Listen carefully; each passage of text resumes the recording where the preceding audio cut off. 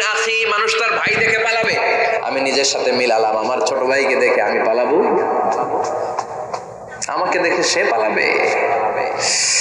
ওয়া উম্মিহি ওয়া আবি, যেই মায়ের পেটে 10 মাস আমি ছিলাম, যে মা মিনা ঘরে না গেলে ঘুমায় না, আমি না খেলে মা খেতে চায় না, আমার জন্য আমার মায়ের প্রাণ, আমার মায়ের জন্য আমার প্রাণ, কত ভালোবাসাবাসী। ওই মা আমাকে দেখে চিনবে না,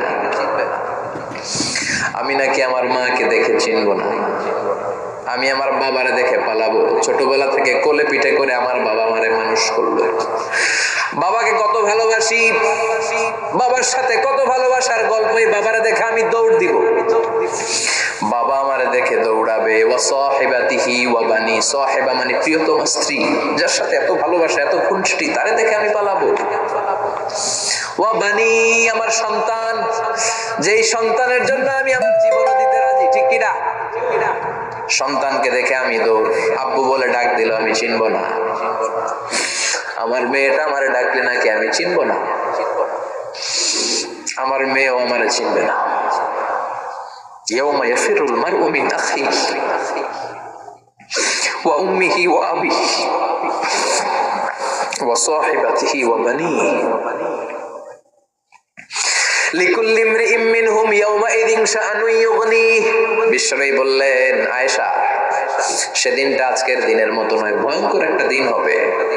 বাবা ছেলেরে চিনবে না, ছেলে বাবার চিনবে না, মা তার মেয়েরে চিনবে না, মেয়ে তার মারে চিনবে না। মা আর মেয়ের ভালোবাসার চেয়ে বড় ভালোবাসা হতে পারে? বাবা ছেলের ভালোবাসার চেয়ে বড় ভালোবাসা? স্বামী স্ত্রীর ভালোবাসার চাইতে বড় ভালোবাসা দুনিয়ায় আছে? স্বামী স্ত্রীরে চিনবে না, স্ত্রী স্বামীকে চিনবে না,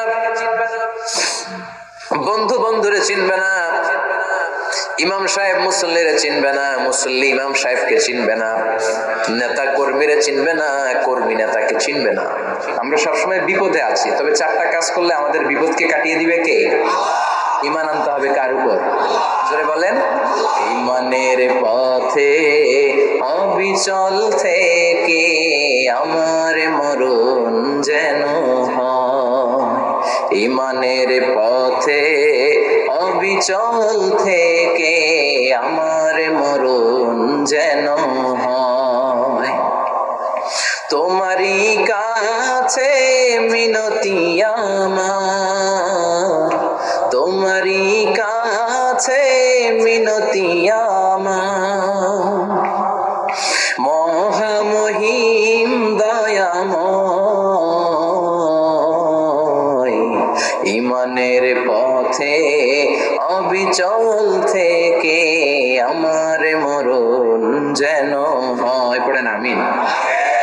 চমৎকার দোয়া হয়ে গেছে না? ঈমানের পথে অবিচল থেকে আমার মরণ যেন হয়। আবার পড়েন আমিন। তো যেই ইসলামী সঙ্গীতগুলোর, নাশিদগুলোর কথামালা সুন্দর, এগুলো আপনারা গাবেন, এগুলো হৃদয়কে টাচ করে। যেগুলো হৃদয় থেকে লেখা হয় এগুলো হৃদয়কে টাচ করে, যেগুলো হৃদয় দিয়ে বলা হয় এগুলো মানুষের অন্তরে যে টাচ করে, ঠিকই না? বিশ্বনবী যা বলতেন হৃদয় থেকে বলতেন, প্রাণ খুলে বলতেন, প্রাণ থেকে বলতেন, যেটা মানুষের হৃদয়কে টাচ করত। আবার বিশ্বনবী কথা বলতেন কম, কিন্তু এটার অর্থ ছিল ব্যাপক। বিশ্বনবী বলতেন, উতিতু জাওয়ামিউল কালিম, আমাকে আল্লাহ তাআলা জাওয়ামিউল কালিম দিয়েছে। বিশ্বনবী বলতেন অল্প, বলতেন অল্প, কিন্তু এটার অর্থ, ব্যাখ্যা, বিশ্লেষণ ভলিউমের পর ভলিউম হয়ে যায়, কিন্তু ব্যাখ্যা শেষ হয় না। সুবহানাল্লাহ। আবার বিশ্বনবী বলতেন, নুসিরতু বিররাবি মাসিরাতা শাহর, আমি যে এলাকায় দাঁড়িয়ে থাকি এলাকার ডানে বায়ে সামনে পেছনে 1 মাসের দূরত্বের রাস্তা পর্যন্ত ওই জায়গায় কোনো কাফের দাঁড়িয়ে থাকলে আমার ভয়ে তার অন্তর থার থার করে কাঁপে। ভয় দিয়ে বিশ্বনবীকে আল্লাহ তাআলা সাহায্য করেছেন। 1 মাস ডানে বায়ে সামনে পেছনে 1 মাসের দূরত্বের ভেতরে যদি কোনো কাফির মুশরিকদের আন্ডা বাচ্চাও থাকে, যত দূরেই থাকুক, বিশ্বনবীর ব্যাপারে তার অন্তরে ভয় আর ধুকধুকানি শুরু হয়ে যায়। সুবহানাল্লাহ পড়েন। এজন্য আমরা বিপদ কাটাতে পারবো না যতক্ষণ না ঈমানদার না হতে পারি। পাক্কা ঈমানদার হতে হবে। ওয়ালা তালবিসু ঈমানাহুম বিযুলমিন, তোমাদের ঈমানকে জুলুমের সাথে মিশ্রিত করো না। জুলুম মানে শিরক, শিরকের সাথে আমাদের কোনো সম্পর্ক নাই। ঈমান হতে হবে পাক্কা ঈমান। ঈমানের সাথে যদি শিরক ঢুকে, ওটা কি পাক্কা ঈমান হয়? খালিস ঈমান হয়? মসজিদে যে নামাজও পড়েন, মাজারে যে সেজদাও দেন, এরকম আছে না নাই? মসজিদে যে আল্লাহর কাছে চায়, মাজারে যে বাবার কাছে চায়, আছে না নাই? মসজিদেও দান করে, আবার মাজারে যেও দান করে, আছে না নাই? না, আপনার এই ডবল স্ট্যান্ডার্ডকে থামিয়ে দিতে হবে, এটাকে ব্রেক করে ফেলতে হবে। আপনি চাইবেন শুধু একজনের কাছে, তিনি কে? বিশ্বনবী বলতেন, ইদা সাআলতা ফাসআলিল্লাহ, যখন চাইবা আল্লাহর কাছে চাও। হাত পাতবেন কার কাছে? ওয়া ইদা ইসতাআনতা ফাসতাইন বিল্লাহ, সাহায্য যদি চাও একমাত্র কার কাছে যাবা? আমাদেরকে সাহায্য করতে পারে কে? বিপদে পড়লে উদ্ধার করতে পারে কে? কবরে মাজারে পড়ে থাকা ব্যক্তি আমাদের উদ্ধার করতে পারে? কথা বুঝতেছেন তো? সহজ না কথাটা? এতজনের কাছে যাওয়া যাবে না, এতজনের কাছে মাথা নোয়ানো যাবে না, নোয়াবো এক জায়গায়, তিনি কে? আবার বিশ্বনবী বলতেন, এই শিরিক হচ্ছে আফামিন দাবিবিন নামাল, পিঁপড়ার গুটি গুটি পায়ের চেয়েও শিরকটা হলো বড় সূক্ষ্ম। পিঁপড়া যেমনি গুটি গুটি পায়ে মিষ্টির দোকানে ঢুকে যায়, যে মিষ্টি নষ্ট করে, শিরক তেমনি তোমার ভেতরে ঢুকে তোমার ঈমানকে নষ্ট করে দেয়। আখফামিন দাবিবিন নামাল, আপনি পাহাড় পরিমাণ গুনাহ নিয়ে, হাদিসে কুদসিতে এসেছে, সাগরের ফেনা পরিমাণ পাপ নিয়ে আল্লাহর কাছে হাজির হয়েছেন। আল্লাহ, আমি পাপী, আমি কি? পৃথিবী না জানুক আমি তো জানি, আমি কি পাপ করেছি। পৃথিবী না জানুক আমি তো জানি, আমি কি পাপ করেছি। আমার পাপের করলে বিচার, বাঁচার উপায় নাই আমার, দয়াময় প্রভু মাফ করো আমায়, মাফ করো আমায়। পড়ে না আমি, আমরা সবাই পাপী। আমরা কি? বিশ্বনবী বললেন, কুল্লুকুম খাত্তাউন, তোমরা সবাই পাপী, ওয়া খায়রুল খাত্তাইন আত-তাওয়াবুন, আর এই পাপীদের মধ্যে সবচাইতে ভালো পাপী ওই পাপী যেই পাপী পাপ করার পরে তওবা করে কার কাছে? এজন্য আল্লাহ বললেন, ইয়া আইয়ুহাল্লাযীনা আমানু তুবু ইলাল্লাহি তাওবাতান নাসুহা, তওবার মতো তওবা করো, কান্নার মতো কান্না করো। চোখের পানি এটা একটা খুব পাওয়ারফুল একটা জিনিস, এটা আপনার পাপকে ধুয়ে মুছে সাফ করে দেয়, আপনাকে নিষ্পাপ বানিয়ে দেয়, ঠিক কি না? এই বিশাল পাপের বোঝা নিয়ে, পাহাড় পরিমাণ গুনাহ নিয়ে কিয়ামতের দিন যদি আল্লাহর কাছে আপনি হাজির হয়ে যান, ওই পাপের মধ্যে যদি শিরকের পাপ না থাকে, মানে কোনো মাজারে যে সেজদা দেন নাই, বাবার কাছে যান নাই, কোনো মাজারে মানত করেন নাই, মাজারে লাল শালু দেন নাই, মোমবাতি দেন নাই, আগরবাতি দেন নাই, মাজারে মুরগি মানত করেন নাই, এই পাপগুলো করেন নাই, অনেক পাপ আপনার আছে, কিন্তু শিরকের পাপ নাই। কোন পাপ নাই?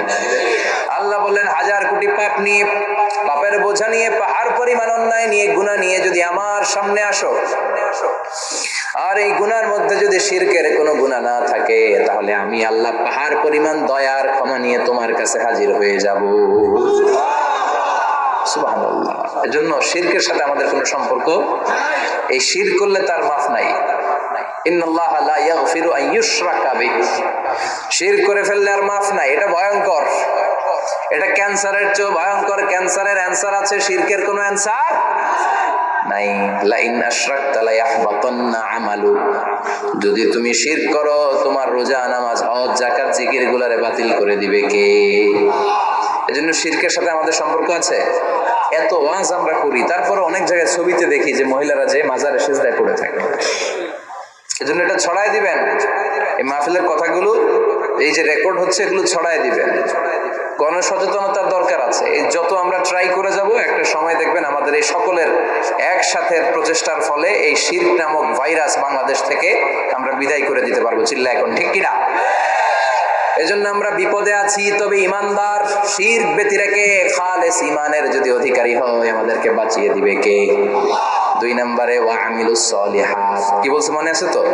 ঈমান, ঈমান আনলে বেঁচে গেলাম। আরেকটা কি? আমিলুস সলিহাত, নেক কাজ, ভালো কাজ। ভালো কাজ শুধু জিকির করা, নামাজ পড়া নাকি? না, আপনি কাউকে পরামর্শ দিলে এটাও ভালো কাজ। ঋণ দিবেন, ঋণ দিলে আপনার মর্যাদা বাড়ায় দিবে কে? অভুক্তকে খাওয়াবেন, বিপদে পড়লে সাহায্যের হাত বাড়িয়ে দিবেন, রাস্তায় দাঁড়িয়ে আছেন একজন পথ চিনে না, পথ দেখিয়ে দিবেন, এটা অনেক সওয়াব। সূরা ফাতিহা একজনরে পড়ায় দেন, ওই লোক সারা জীবন সূরা ফাতিহা যতবার পড়বে তার একটা পার্সেন্টেজ সওয়াব আপনার আমলনামায় দিবে কে? তারপরে মানুষকে টাকা দিয়ে সাহায্য করবেন, অসুস্থ হয়ে গেলে রক্তের প্রয়োজন হলে গায়ের রক্ত দিয়ে সাহায্য করবেন, কবুল করবে কে? রক্ত দেয়া অনেক বড় ইবাদত, জানেন এটা? মুমূর্ষু ব্যক্তিকে যদি রক্ত দেন, আপনার এই রক্তের কারণে যদি কারো প্রাণ বেঁচে যায়, তাহলে আপনি কেমন যেন গোটা বিশ্বের সব মানুষের প্রাণ বাঁচিয়ে দিলেন। একজনকে বাঁচানো মানে সবাইকে বাঁচানো, একজনকে মারা মানে সবাইকে মারা। এজন্য বিশ্বনবী বললেন, আল ইনসান বুনিয়ানুম মারসুস, সব মানুষগুলো হলো আল্লাহর পক্ষ থেকে সীসা ঢালাই করা প্রাচীর। একজনকে নষ্ট করা মানে প্রাচীরটাকে ভেঙে দেয়া, ঠিক কিনা? তাহলে ঈমান আনতে হবে কার উপর? আর আল্লাহর সন্তুষ্টির জন্য সৎ কর্ম করতে হবে। তারপরে একে অপরকে ভালো কাজের জন্য পরামর্শ দেওয়ার দরকার আছে না নাই? হক আর সবর, আমরা হকের পক্ষে থাকবো, রাজি আছেন তো? আর আমরা সব সময় ধৈর্যশীল থাকবো, রাজি আছেন? ইন্নামাস সাবর ইনদা সাদামাতিল উলা, বিপদের প্রথম ধাক্কায় ধৈর্যটা ধারণ করতে হবে। অনেকে বিপদ আসলে পেরেশান হয়ে যায়, চিল্লা ফাল্লা শুরু করে দেয়, কান্না শুরু করে দেয়, বিলাপ করে। বেশিরভাগ মহিলারা এটা করে, ঠিক কিনা? বিষ্ণু বললেন, বিপদের প্রথম ধাক্কায় কেমন সবর করলে এটাই দেখার বিষয়। ইন্নামাস সাবর ইনদা সাদামাতিল উলা, বিপদের প্রথম ধাক্কায় যে সবর ধরতে পারে সেই আসল সবুর, সেই আসল কি সবর মানে ধৈর্য ধারণকারী। বিশ্বনবী দোয়া করতেন, আল্লাহ আপনি আমারে ধৈর্যশীল বানান, আল্লাহুম্মা জাআলনি সাবুরা ওয়াজআলনি শাকুরা, আপনি আমারে ধৈর্যশীল বানান, আপনি আমারে শুকরগুজার বানান। ওয়াজআল ফি আইনি সাগীরা ওয়া ফি আয়ুনিন নাসি কাবীরা, আমার চোখে আপনি আমারে ছোট বানান, মানুষের চোখে আমারে আপনি বড় বানান। পড়েন আমিন, আর জোরে পড়েন আমিন। চারটা ওয়াজ কাল থাকবে তো। আলামিন ভাইয়ের প্রথমে কি করতে হবে? ঈমান, ঈমানের পরে সৎকর্ম, তারপরে হক আর সাবর, এগুলো মেনে চলতে হবে। রাজি আছেন তো? আরো জোরে পড়েন ইনশাআল্লাহ। আসুন আমরা আল্লাহকে ফরমালি থ্যাঙ্কস দেই, শুকরিয়া জানাই, কালিমাতুশ শুকর পড়ি, আওয়াজ করে আমরা পড়ি আলহামদুলিল্লাহ। পড়েন রব্বানা লাকাল হামদ হামদান কাসীরান তাইয়িবান মুবারাকান ফীহি ইয়া রাব্বি লাকাল হামদু কামা ইয়ানবাগি লিজালালি ওয়াজহিকা ওয়া আযীমি সুলতানিকা, লাকাল হামদু বিল ঈমান, লাকাল হামদু বিল ইসলাম, লাকাল হামদু বিল কুরআন। প্রশংসা করলাম কার? জোরে বলেন কার? সব সময় প্রশংসা করতে হবে কার? সে আল্লাহর পাঠানো সবচাইতে দামি মর্যাদাবান আসমানি কিতাবের নাম হচ্ছে কি? চিল্লায় বলেন কি নাম? এই যে সূরাতুল আসর তেলাওয়াত করেছে, কোন কিতাবে আছে? কথা বলেন। এই কোরআনটা হচ্ছে নূর, এই কোরআনটা হচ্ছে হিদায়াত, এই কোরআনটা হচ্ছে শিফা, এটা হচ্ছে আলো। এই কোরআন থেকে আলো নিয়ে নিজেদেরকে আলোকিত করতে হবে। কি করতে হবে?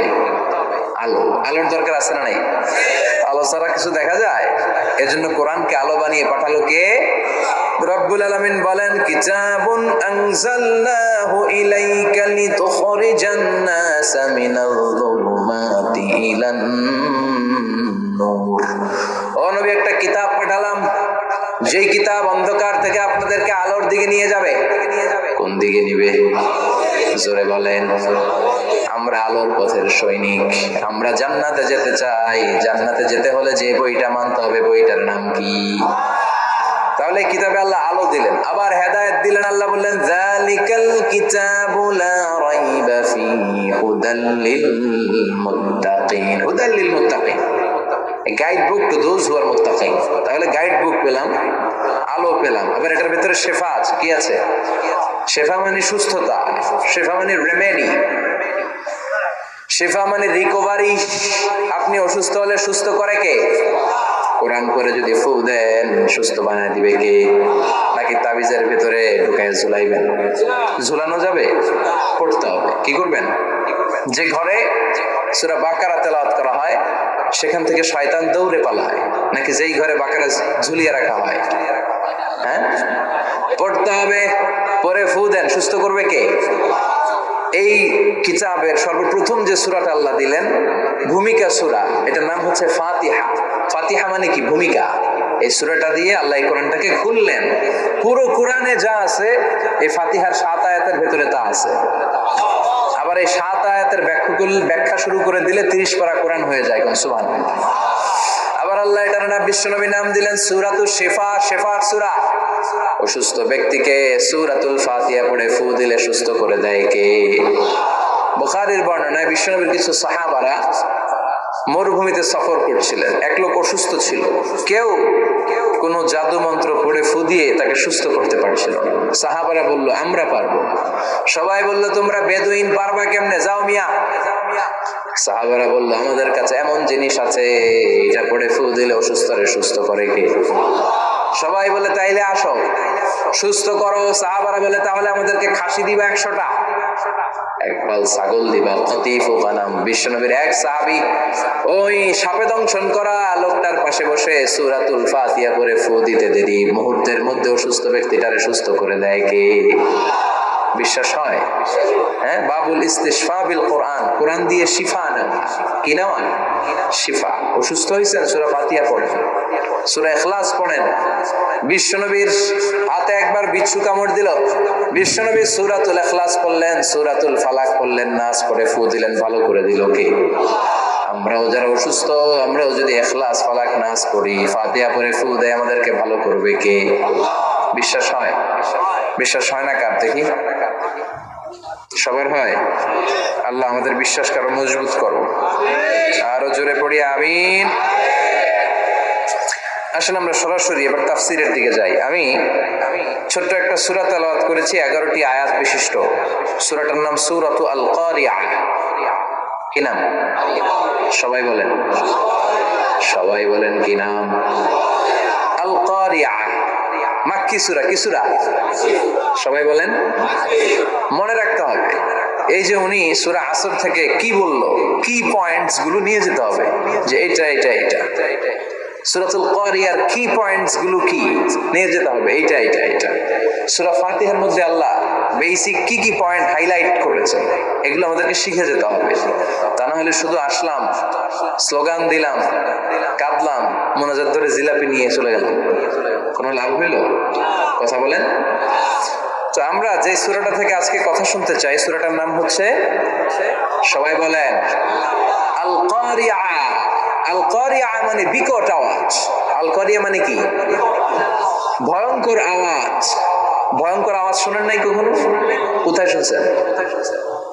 হ্যাঁ, বিজলি। ও বিজলিতে শুনছে, থান্ডার, বজ্রপাত। আসলে অনেক আওয়াজ হয়, তাই না? আপনারা আঞ্চলিক ভাষায় বিজলিতে কি বলেন? ঠেড়া। ঠেড়া। বিজলি চমকেছে, ঠিক আছে। তো সে সবচেয়ে ভয়ঙ্কর যে আওয়াজটা তার জীবনে শুনেছে সেটা হচ্ছে ঠেড়া, মানে বিজলি চমকালে যে থান্ডার, ভয়ঙ্কর আওয়াজ। আর কে কি আওয়াজ শুনছেন ভয়ঙ্কর জীবনে? হ্যাঁ, কই শুনছো? কিসে? বানসিরিক।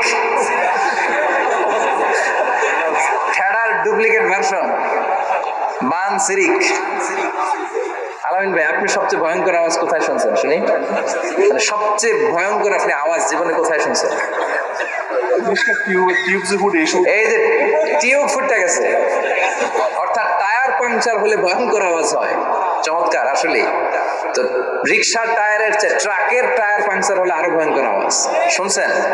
রাস্তায় মাঝে মাঝে আমরা রাতকে রাত চলি, তো মাঝে মাঝে টায়ার পাংচার হয়, ভয়ঙ্কর আওয়াজ হয়, ভীষণ আওয়াজ।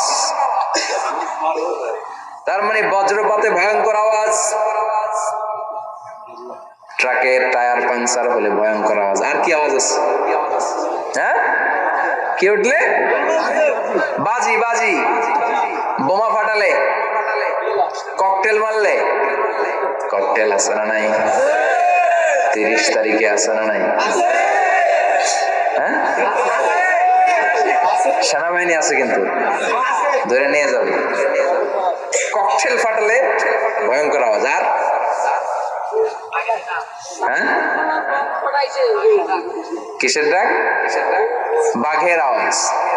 তার মানে আমরা আমাদের জীবনে সবচেয়ে বড় আওয়াজ শুনেছি বজ্রপাতের আওয়াজ। কেউ শুনেছি ট্রাকের টায়ার পাংচার হলে বিকট আওয়াজ, কেউ শুনেছি মহাসমাবেশের ভেতরে যখন ককটেল ফোটানো হয় ওই আওয়াজ। আল্লাহ বললেন এগুলো তো ছোট আওয়াজ, এমন বিকট একটা আওয়াজ আমি দেবো, এটার নাম আল কারিয়া। ওইটার নাম ক্লিয়ার, বুঝা গেছে? ওই আওয়াজ দুনিয়ার আওয়াজের মতো না। মাঝে মাঝে বাতাসের ধাক্কায় দরজা সাটাস করে লাগে, আওয়াজ হয় না? টায়ার পাংচার হলে আওয়াজ হয়। দপ্তরি যখন ছুটির ঘন্টা দেয়, ঘন্টার সামনে দাঁড়ালে ভয়ঙ্কর আওয়াজ আছে না নাই? ট্রাকের টায়ার ব্রাস্ট হলে আওয়াজ হয়। হাতুড়ি নিয়ে লোহার মধ্যে আঘাত করলে, পাথরে আঘাত করলে আওয়াজ আছে না নাই? এগুলো দুনিয়ার আওয়াজ। আল্লাহ বললেন এই আওয়াজগুলোর চেয়ে অনেক বিকট একটা আওয়াজ কিয়ামতের দিন আমি তৈরি করব। এই আওয়াজটার নাম হলো আল কারিয়া। কি নাম? সবাই বলেন, আরো জোরে বলেন, আল কারিয়া। বিকট আওয়াজ, বিকট একটা হুইসেল বাজানো হবে, হর্ন বাজানো হবে, ট্রাম্পিট, ডেঞ্জারাস ট্রাম্পিট। ভয়ঙ্কর একটা বিকট শব্দ করা হবে কিয়ামত তৈরির জন্য।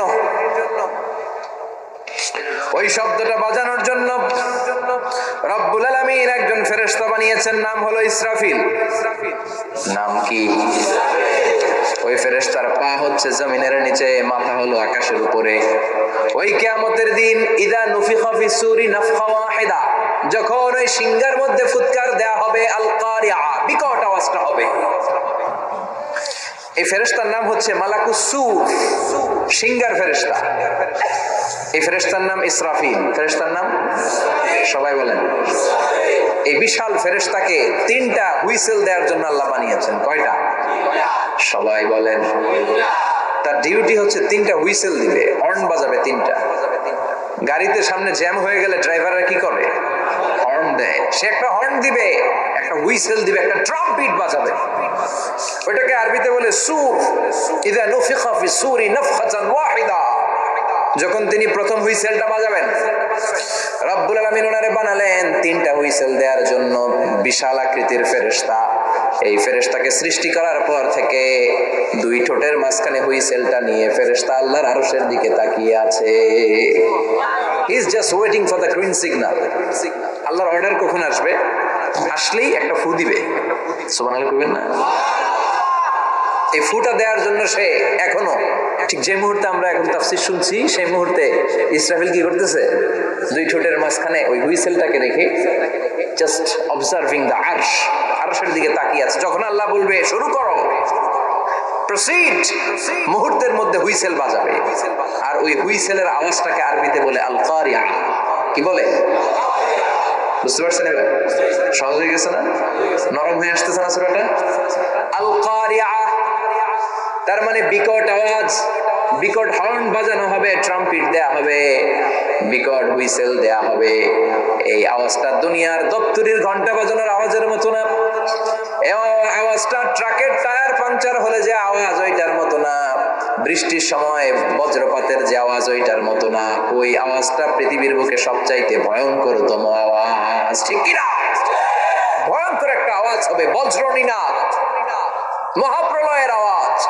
ওই একটা আওয়াজে সব লন্ডভন্ড হয়ে যাবে, একটা আওয়াজে সব লন্ডভন্ড হয়ে যাবে। এজন্য ওই আওয়াজটাকে ডেডিকেট করে আল্লাহ কোরআনে একটা সূরা দিয়েছেন। সূরাটার নাম, কথা কয় না, কি নাম? আল কারিয়া। আল কারিয়া, মানুষের দৃষ্টি আকর্ষণের জন্য আল্লাহ এই শব্দটাকে সূরার প্রারম্ভে 3 বার বললেন। কয়বার?